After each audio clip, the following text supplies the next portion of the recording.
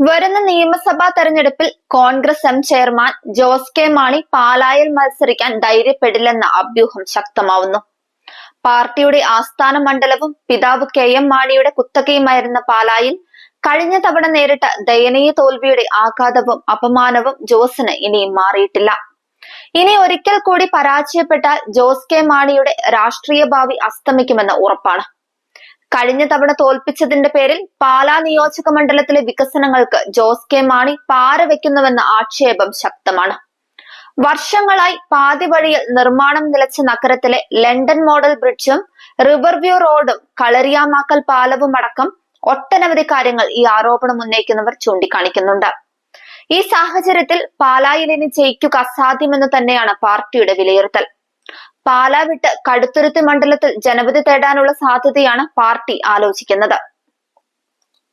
ഇക്കാര്യം പാർട്ടിയുടെ മുതിർന്ന നേതാവും മന്ത്രിയുമായ റോഷി അഗസ്റ്റിൻ കഴിഞ്ഞ ദിവസം സൂചിപ്പിക്കുകയും ചെയ്തു. പരമ്പരാഗത ക്രൈസ്തവ വിശ്വാസികളും കന്യാസ്ത്രീ മഠങ്ങളും വിധി നിർണയിക്കുന്ന പാലായിൽ മതവിശ്വാസ ഘാതകരായ ഇടതു മുന്നണിക്കൊപ്പം ഇനിയും നിൽക്കുന്നത് ആത്മഹത്യാപരമാണെന്ന നിലപാടും കേരള കോൺഗ്രസ് പ്രവർത്തകർക്കുണ്ട്. 2019 ലോക്സഭാ തെരഞ്ഞെടുപ്പിലും തുടർന്ന് 2021 നിയമസഭാ തെരഞ്ഞെടുപ്പിലും പാലായിലെ പ്രകടനം പ്രതീക്ഷിച്ചതിനേക്കാൾ ദുർബലമായതോടെ പാർട്ടിയുടെ ഭാവി നിലപാട് സംബന്ധിച്ച് നേതൃത്വത്തിൽ ഗൗരവമായ വിലയിരുത്തലുകൾ നടക്കുന്നുവെന്നാണ് വിവരം.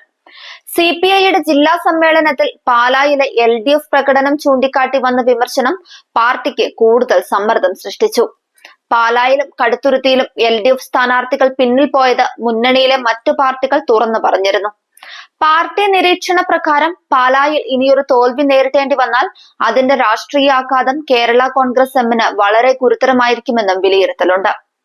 മുന്നണി രാഷ്ട്രീയത്തിൽ നെഗോഷിയേറ്റിംഗ് പവർ നഷ്ടപ്പെടാനും പാർട്ടി കേന്ദ്ര നേതൃത്വത്തിന്റെ പ്രതിച്ഛായയ്ക്ക് ആഘാതം സംഭവിക്കാനും സാധ്യതയുണ്ടെന്നാണ് പാർട്ടിക്കകത്തെ ആശങ്ക. പാലാ മണ്ഡലം ഉപേക്ഷിക്കുന്ന കാര്യം ഇപ്പോഴും ഔദ്യോഗികമായി ആരും സ്ഥിരീകരിച്ചിട്ടില്ല. എന്നാൽ പുതിയ ശക്തി കേന്ദ്രം കണ്ടെത്താനും രാഷ്ട്രീയ ഭാവി ഉറപ്പാക്കാനും ജോസ് കെ മാണി ആലോചന നടത്തുന്നുവെന്ന് പറയപ്പെടുന്നു. കോട്ടയം, ഇടുക്കി ജില്ലകളിലെ ചില മണ്ഡലങ്ങൾ സാധ്യതാ പട്ടികയിൽ ഉണ്ടെന്നാണ് സൂചന. കോട്ടയം, ഇടുക്കി ജില്ലകളിലെ ചില മണ്ഡലങ്ങൾ സേഫ് സോണുകളായി വിലയിരുത്തപ്പെടുകയുമുണ്ട്.